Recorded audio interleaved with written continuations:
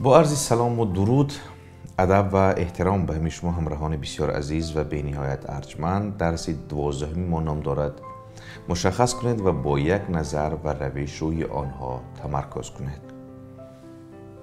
برایان تریسی میگوید که یک فرد با دو عقیده دمدمه مزاج از تمام جهت فردی ناپایدار است. آنچه به دستت میرسد انجام بده. وقتی خودت را عادت دهی تا اولویت ها را مشخص کنی و آنها را درست انجام دهی، قادر خواهی بود تقریبا هر چیزی را که در زندگی میخواهی به سرانجام برسانی. این استراتژی هسته‌ای دلیل اصلی درآمدی بیشتر، کسب ثروت زیاد و استقلال مالی برای هزاران و حتی میلیون ها نفر می باشد.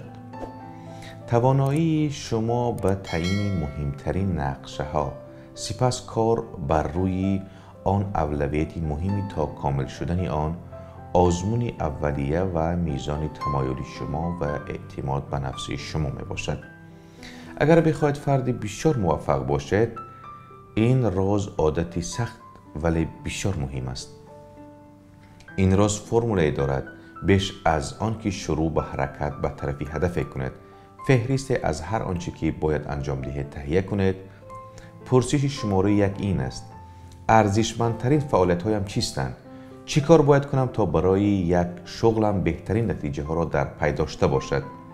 پرسش شماره دو این است: چرا در مسئله پرداخت هایم مشکل دارم؟ دقیقاً چرا به طرف خرید قسمت ها کشیده شدم؟ روی نتیجه ها تمرکز کنید، نه فعالیت ها. پرسش شماره سوم این است که چی کار می توانم کنم و فقط خودم انجام دهم، به شرطی که در حد عالی باشد. تفاوت و نتیجه چشمرس به بار خواهد آورد. این هدفی است خاص که فقط شما می توانید انجام دهید. اگر انجام ندهید، پیشرفت در کارتان حاصل نخواهد شد. اگر شما آن کار را انجام دهید و انجام آن کار هم در حد عالی باشد، تغییرات شگرف در زندگی شخصی و مالی شما حاصل خواهد شد. آن هدف چیست؟ پرسش شماره چهارم این است: اکنون ارزشمندترین کاربرد وقتم چیست؟ در تمام وقتها این پرسش فقط یک جواب دارد. توانایی شما در تعیین ارزشمندترین کاربرد وقتتان و آنگاه شروع کار بر روی آن هدف کلید کامیابی و موفقیت مالی شماست.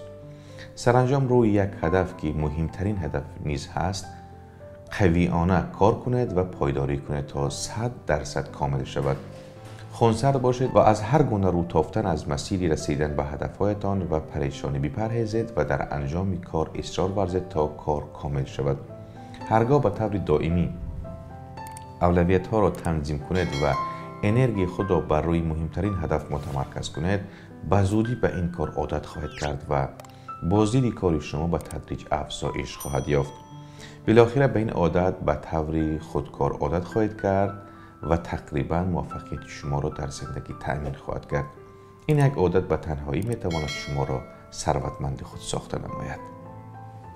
تمرین عملی عزیزان میگوید که مهمترین کاری که می توانید انجام دهید تا به مهمترین هدف خود دست پیدا کنید، بشناسید و خود را برای انجام آن آماده کنید و تنها آن را انجام دهید تا کامل شود. توانایی شما در انجام این کار و تنها این کار می تواند زندگی شما را کاملا دیگرگون کند. پایان گفتار و یا درس 12 بود که ما پیشکش شما عزیزان گردانیدیم و تا درس‌های دیگر با امیدی موفقیت های شما شاد و کامیاب بمانید. همیشه با خیر بمانید تا بهترین ها را بشنوید.